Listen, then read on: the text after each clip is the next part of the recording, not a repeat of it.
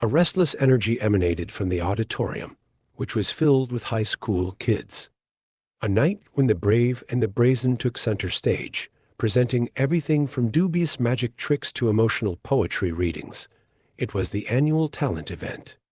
It was a night worth remembering. Excitedly anticipating the next performance, the audience was loud, and their laughing could be heard reverberating off the walls. In spite of this, nobody was ready for what was about to take place. He sat in the back row, his shoulders slumped, and his fingers anxiously fidgeted with the hem of his sweatshirt. Ethan Carter was feeling anxious. His quiet, meek, and painfully bashful nature made him the youngster that everyone ignored. When he did speak in class, it was in a voice that was so faint that it was practically a whisper. He talked very seldom. To the majority of people, Ethan was nothing more than the shy kid, the one who disappeared into the background like a shadow. However, Ethan was in possession of a secret, which he had concealed for a considerable amount of time. An uproar of laughing swept across the room as soon as his name was brought out. What about Ethan? Someone chuckled and said, "The Ethan. What's he gonna do? Read a book?" Even when the volume of the laughing increased, Ethan did not show any signs of flinching. After rising to his feet, his pulse was beating, and he approached the platform with a calm purpose. He sat down at the grand piano, which had a glossy surface that shone brightly under the lights, and the spotlight appeared on him. His fingers were hanging over the keys for a little period of time, and the crowd became more restless as a result.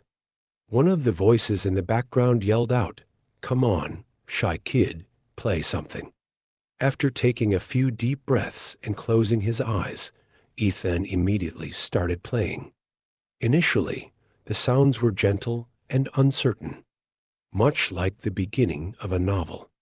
Nevertheless, an unexpected occurrence took place.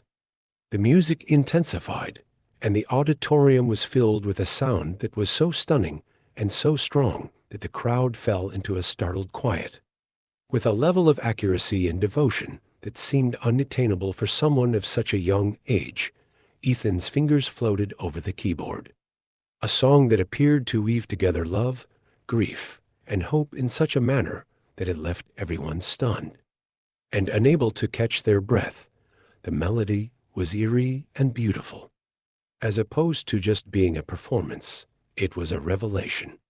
The timid youngster who had been ridiculed, ignored, and undervalued was now in control of the room with a presence that no one could have expected that she would have. A genuine respect had replaced the audience's previous ridicule, and they sat in awe instead. The music swept over some people, and some even had tears in their eyes as it did so. Following the sound of the last note, there was a brief period of complete quiet. Following that, the auditorium was filled with a standing ovation that was so loud that it rocked the very walls. Following his hasty exit from the platform, Ethan stood up with a flushed face and smiled shyly before leaving the stage. Mrs. Thompson, his music instructor, was waiting for him outside of the performance space. Ever since she had faith in Ethan, she had been urging him to make his talent known to the whole world. It was with a beaming joy in her eyes that she replied, "I told you they'd love it." Despite being overcome by the reaction, Ethan nodded his head. It was not the end of the tale, however. Ethan was unaware that when he was performing that night, a member of the crowd had been filming his performance. The video was published on the internet, and within a few hours, it became quite popular. The bashful young man who had shocked everyone with his remarkable skill had individuals from all over the globe attracted by his incredible gift. Scholarships in music, invitations to play at important places, and even the opportunity to work with well-known composers were among the many packages that were presented to me. Overnight, Ethan's life underwent a transformation, yet he remained the same modest and soft-spoken young man he had lived his whole life. To motivate others, he shared his tale and encouraged others to follow their interests, regardless of how improbable they seemed to be. He made advantage of the newfound platform he had acquired. "Everyone has a song inside of them," he said in an interview. "Sometimes you just have to be brave enough to let it out." Ethan Carter, a great pianist whose music affected millions of people, became a household name with the passage of time. However, for those individuals who had been there, in the theater on that particular evening, he would forever be remembered as the timid young man who sat at the piano and left the whole audience breathless. Each time he gave a performance, he brought to everyone's attention the fact that often the voices who are the least loud have the most profound tales to share. This was only the beginning of Ethan's viral performance. The world was clamoring for more information from the quiet genius, and he found himself thrown into a tornado of opportunity that he had never experienced before. It was not fame that Ethan craved. Rather, it was the music. It had always been his safe haven, a place where he could express feelings that were too complicated to be expressed via words. In this moment, he was speaking to the whole globe. After the talent event, he returned to Carnegie Hall for his first significant performance. Mrs. Thompson had encouraged him to make the most of the opportunity. The invitation had come as a surprise to him. In her words, "This is your opportunity to demonstrate to the world who you are."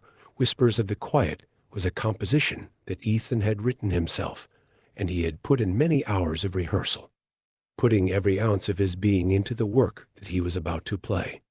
The big hall was completely full on the evening of the event.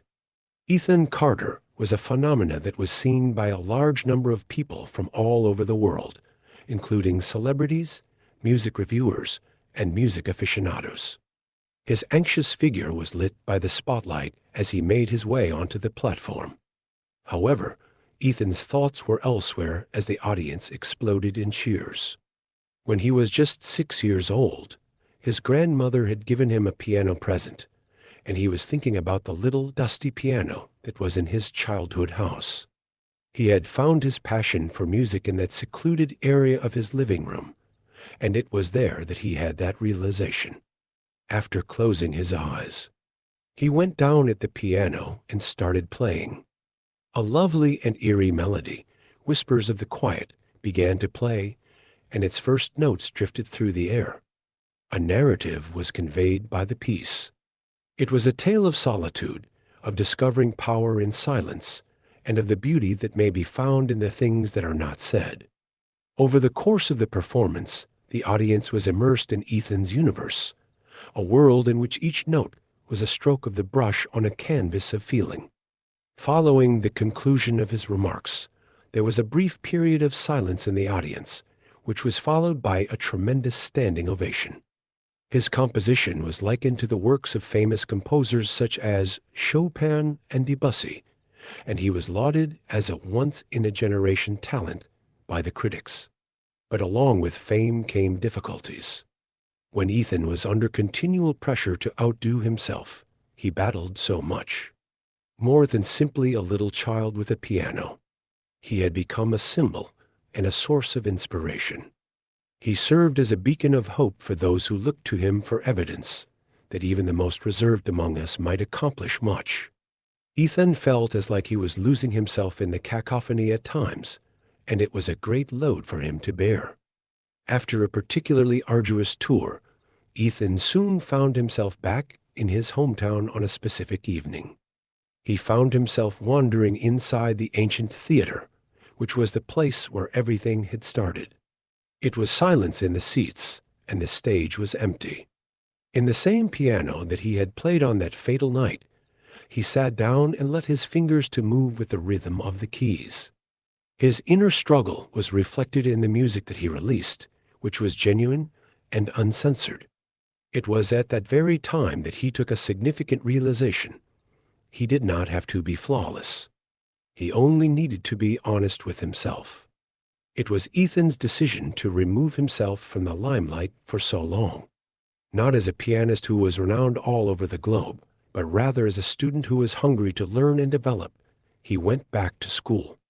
He began teaching piano to youngsters from disadvantaged backgrounds, learned music theory, and experimented with a variety of musical styles.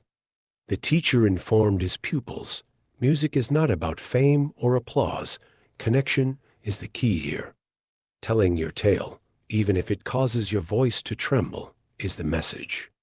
Through the years, Ethan's professional life progressed. In order to create a style that was distinctively his own, he made CDs that combined elements of classical music with inspiration from current music. His work included collaborations with artists from a variety of fields, including painters, writers, and dancers, in order to provide multimedia experiences that pushed the limits of what music might be. In spite of this, he never stopped playing the piano, which was his first passion, no matter how far he traveled. It was a concert series named The Sound of Silence that he worked on, and it was one of his most memorable initiatives. In order to disrupt the manner in which listeners perceived music, the concerts were held in unorthodox locations such as abandoned warehouses, mountaintops, and even underwater. In addition to listening with their ears, attendees were invited to listen with their emotions as well. Discussions regarding the significance of listening to voices that are often ignored and the power of silence were sparked as a result of the series' meteoric rise to fame on a worldwide scale. The invitation to judge a talent competition at Ethan's former high school brought his trip full circle and brought him full circle. He was able to see himself in the youngsters' apprehensive grins and shaking palms as he watched them perform at the school. Exactly as they had been with him all those years before, the crowd became more restless as a timid young lady entered the stage to play the violin. However, Ethan leaned forward, his eyes welling up with a sense of encouragement. Due to the fact that the girl was so talented, the room went quiet as soon as she started playing. Upon completion of her speech, Ethan was the first person to rise up and cheer. The girl approached him after the concert, her eyes brimming with appreciation as she did so. She inquired, "How did you manage to accomplish that? In what ways did you overcome your fear?" He grinned at me. He readily acknowledged, "I did not. A new lesson that I've learned is that you don't have to let fear stop. It is very uncommon for the things that terrify us the most to be the same ones that shape who we are." Ethan had a feeling of calm as he exited the theater on that particular evening. A bashful child who had previously surprised a room full of doubters, he had gone a long way since we had last seen him. But he was still the youngster in many respects. He was reserved, he was contemplative, and he was profoundly enamored with the enchantment of music. Not only that, but he was well aware that as long as he remained authentic to who he was, his narrative would continue to motivate people, one note at a time.